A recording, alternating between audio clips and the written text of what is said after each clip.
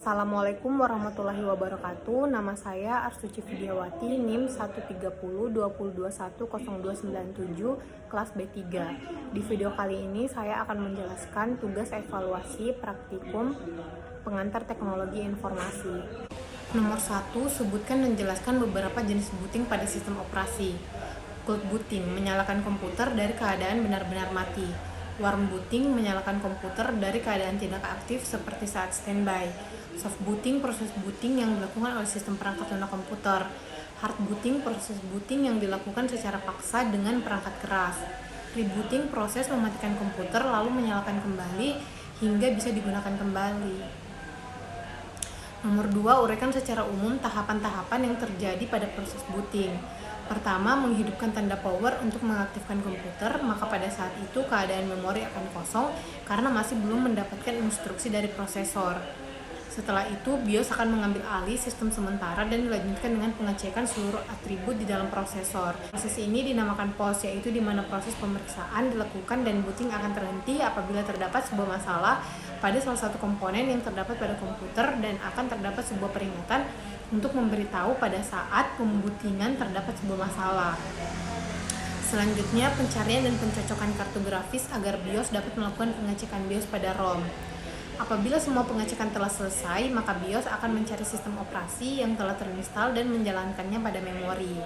Setelah ini, komputer akan diambil alih oleh sistem operasi, dan pada saat itulah user dapat menggunakan komputer dan mengakses berbagai program yang diinginkan. Nomor 3, jelaskan proses start booting pada sistem operasi Windows.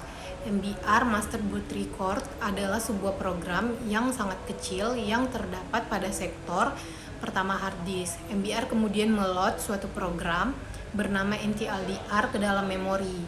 2, NTLDR kemudian memindahkan komputer ke flash memory model, kemudian membaca file boot.ini.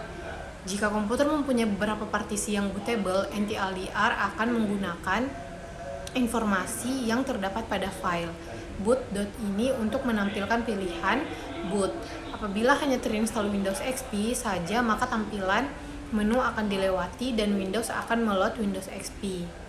Sebelum meload Windows XP, NTLDR membuka program lain ke dalam memori yang disebut ndetect.com. File ini melakukan pengecekan semua hardware yang terdapat pada komputer. Setelah semua hardware ditemukan, ndetect.com memberikan kembali informasi tersebut ke NTLDR. NTLDR kemudian berusaha meload versi Windows XP yang dipilih pada step. Hal ini dilakukan dengan menemukan file NTOSKRNL pada folder System32 yang terdapat pada direktori Windows XP. NTOSKRNL adalah program utama pada sistem operasi Windows, yaitu sebuah kernel.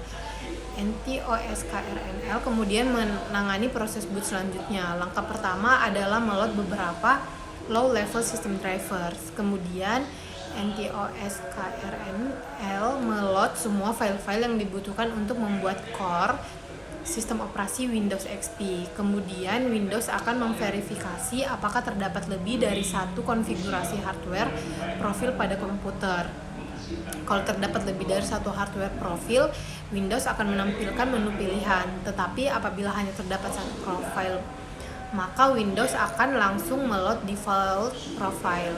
Sesudah Windows mengenali hardware profile yang digunakan, Windows kemudian meload semua device driver untuk semua hardware yang terdapat pada komputer.